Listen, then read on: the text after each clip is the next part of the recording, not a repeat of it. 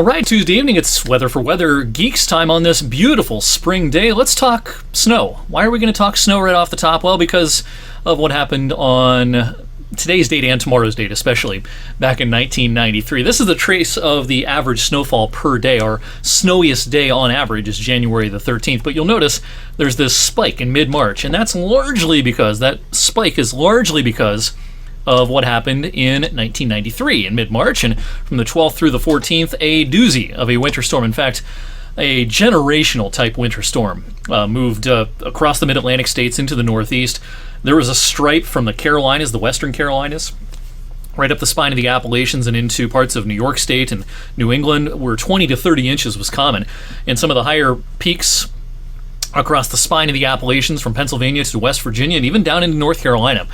We had some 30-plus inch amounts. Now, locally, from the storm of the century or the Superstorm of 1993, we had about 15 inches on average in our viewing area, less to the west, more to the east. In fact, just an hour or so to our east, it was pretty common to see 20-inch-plus snowfall totals. And for our area, the majority of this came on the 13th day of March 1993, but on the 12th, the storm was making its approach and things were about to go downhill in a hurry. That 13th of March 1993 was on a Saturday, not on a weekday. That probably impacted some of the impacts here locally, but still 15 inches is 15 inches, no matter what day of the week it decides to fall on. And of course, we've had nothing like that in recent years in our area.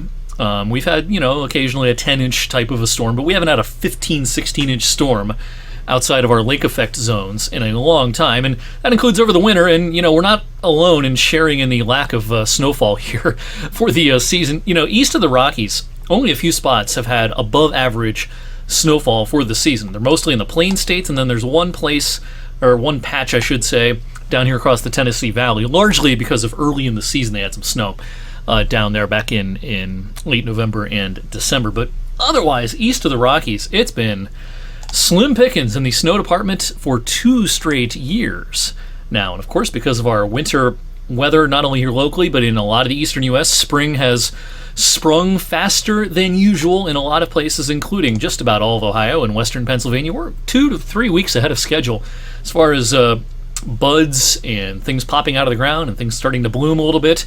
The grass is starting to green up. We're going to be mowing probably in a couple of weeks, despite some chillier weather early next week. There's no stopping the rising sun angle at this time of the year.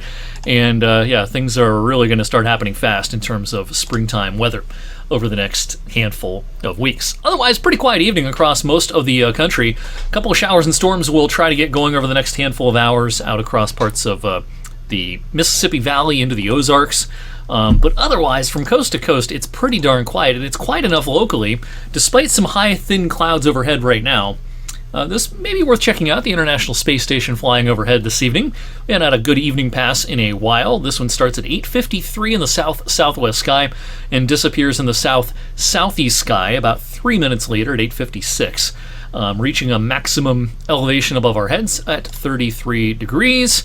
I'll put a reminder on social media not long after Weather Geeks posts this evening for those who want to check out the space station. Hopefully the clouds, those high cirrus clouds, won't stand in our way. Boy, if you like today, you're going to like tomorrow, because it's pretty much a rerun on our Wednesday. Just a few fair weather clouds, I should say, passing through. We should be dry from start to finish, and then things begin to change a little bit. Now, Thursday's still a pretty warm day, but as this system starts to approach, there could be a shower in the area before the day is through.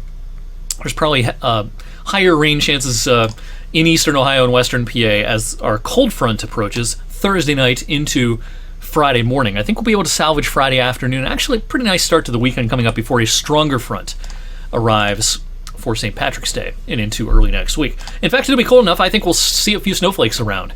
I doubt anyone sees a few inches like we had Sunday morning and midday. But this little shot post St. Patrick's Day, it'll pack a punch. 9, 10, 11 degrees below average with highs in the middle and upper 30s Monday and Tuesday. Spring officially begins on the 19th, but late in the evening. It's almost the 20th. It's like at 11:10 or something p.m. So it's almost the 20th. And the astronomical spring season will begin on a little bit of a chilly note next Tuesday. But then beyond that, the pattern relaxes some. Now, will it get as warm as frequently as it has been of late? No, but I do think the pattern taking us, through the last portions of March and probably into a fair amount of April, is likely to be one that is not abnormally cold by a big margin.